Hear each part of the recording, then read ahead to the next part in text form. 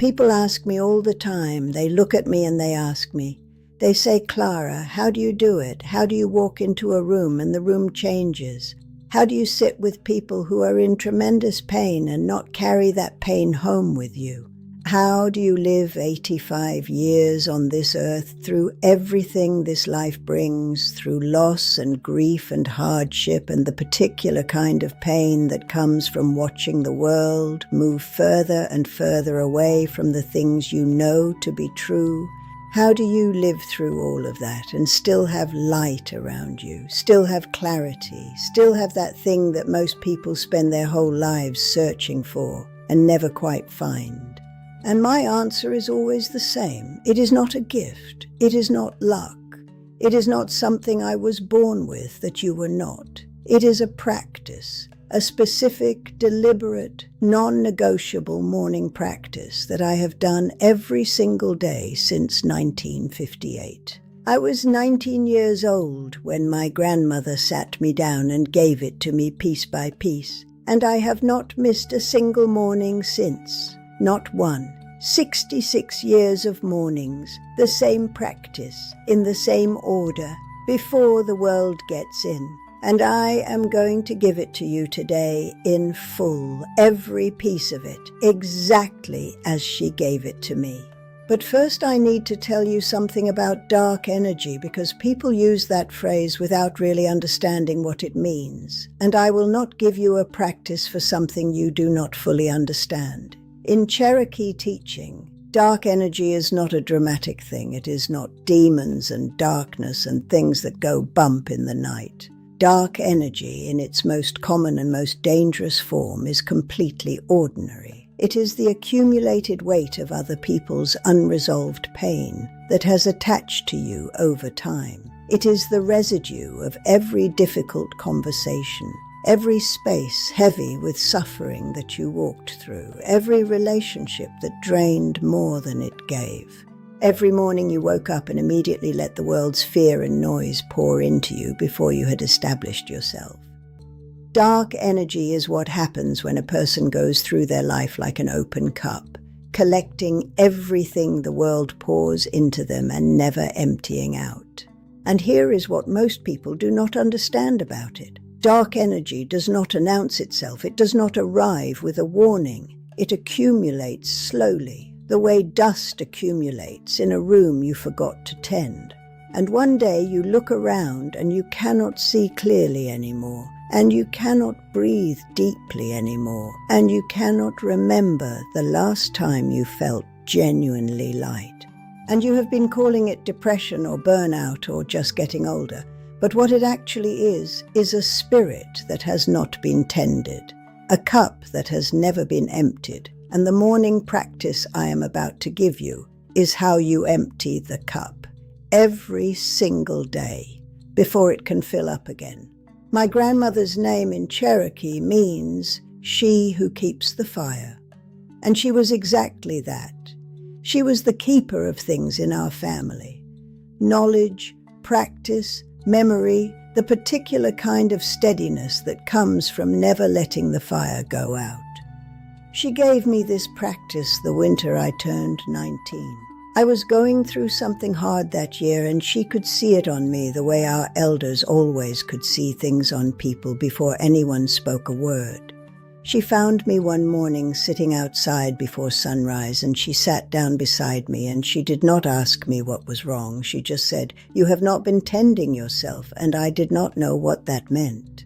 And she said, "Come with me every morning for 7 days and I will show you." And she did.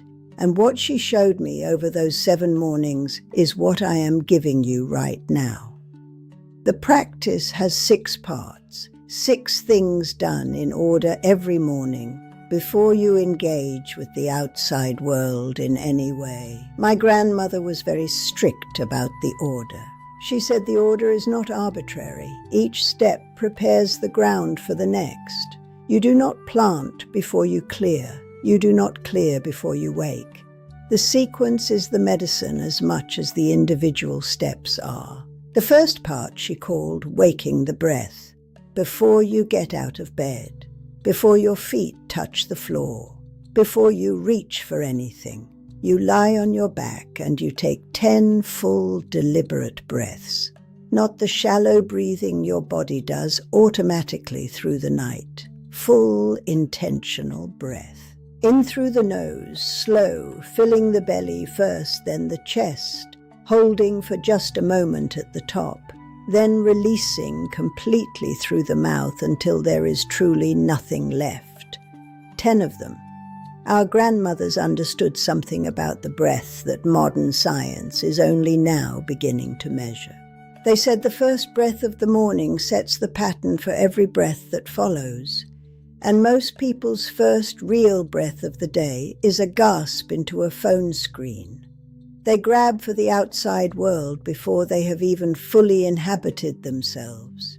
My grandmother said you must arrive inside your own body before you open the door to anything outside it. 10 breaths on your back, eyes still closed. That is how you arrive. That is how the morning begins. The second part is what she called the naming. Still before getting up, still in the quiet before the day, you speak 3 things out loud, not in your head, out loud with your actual voice, your name, your intention for the day in 1 sentence, and 1 thing you are genuinely grateful for. That is specific, not general gratitude, not I am grateful for my life, but something specific and real. The creak behind the house, the smell of the cold air coming under the door, the fact that you woke up with your mind clear, something specific. Our medicine people understood that the voice is a tool and that how you use it first thing in the morning determines what frequency you carry into the day. When you speak your own name out loud, you are claiming yourself. You are saying, I am here, I am present, I am the one living this day. When you state an intention, you are giving the day a direction before the day gives you one. And when you name something specific to be grateful for, you are training your spirit to look for what is present rather than what is missing. My grandmother said a person who begins their day this way is a person who walks through the world differently. Not because the world is different, because they are different. They are oriented. And an oriented person is very hard to knock off course. The third part is cold water, and it is the one people resist most when I first tell them about it, especially in winter. But my grandmother never negotiated on this one, and neither will I. Cold water on the face and the wrists and the back of the neck, immediately upon rising. Before anything warm, before anything comfortable, cold water. Our elders called this the waking of the skin. They understood that the surface of the body, the skin, is a boundary. It is the place where you end and the world begins. And after a night of sleep, that boundary becomes soft, permeable. The body has been inside itself for hours, and the outer layer needs to be awakened and reminded of its job, which is to be a functioning protective boundary. Cold water does this in seconds. It activates, it alerts, it tells the nervous system the day has begun and the body is on duty. And from a spiritual perspective, our grandmothers said cold water in the morning washes off whatever the night brought, whatever visited in the dream space, whatever accumulated in the hours of sleep. It clears the slate of the body the same way the morning declarations clear the slate of the mind. The fourth part is fire. A candle, a match held for a moment, a small piece of cedar or sage burned for 2 or 3 minutes. Something with flame and smoke. My grandmother burned cedar every single morning of her life without exception. She said fire is not decoration. Fire is the oldest purifier this world has. And smoke is fire's way of moving through space and clearing what fire itself cannot reach. You light your cedar or your sage and you let the smoke move through the space where you slept, around the bed, through the corners of the room, out toward the door. You do not rush it. You let it do its work. And while it moves, you stand in it briefly, not long enough to choke. just long enough to let the smoke pass over your head and your shoulders and your hands. Our elders said the smoke does not just clear the room, it clears the layer of you that sits just outside your physical body, the spirit layer that accumulated the night's visitors and the previous day's residue. Smoke moves through that layer the way water moves through cloth, thoroughly and completely. This is why every serious ceremony among our people began with smoke, not as ritual for ritual's sake, as practical spiritual hygiene.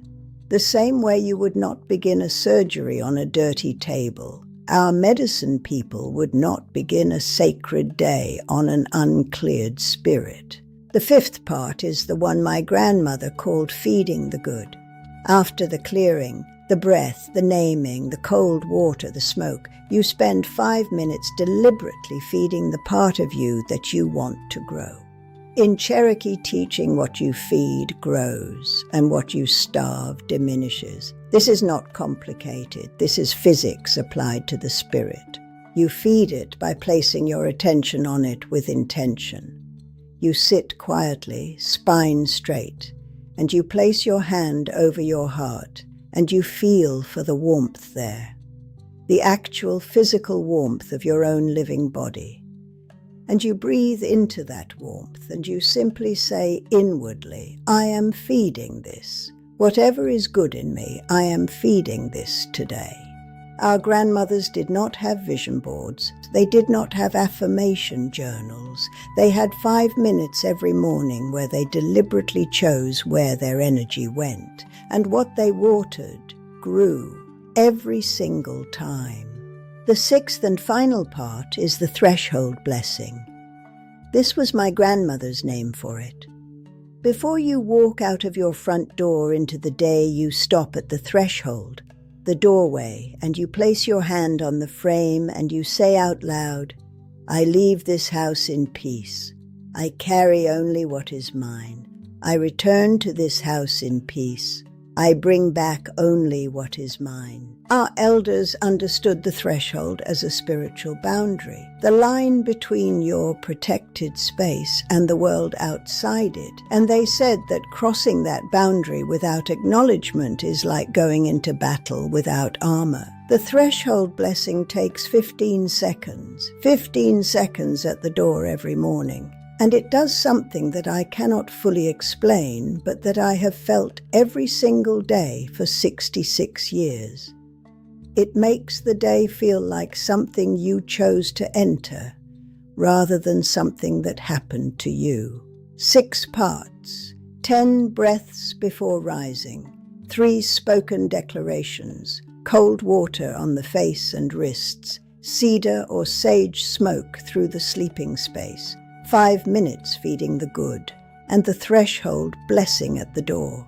That is it. That is the whole practice. That is what 66 years of mornings looks like. That is why at 85 I have what I have. Not wealth, not fame, not a life without pain, because I have had pain the same as everyone, but a spirit that is clear, a body that carries no weight that does not belong to it, a mind that is still sharp and still mine, and a field around me that people feel when they walk into the room. My grandmother gave that to me in 7 mornings in the winter of 1958. I'm giving it to you right now. Start tomorrow. You do not need anything special.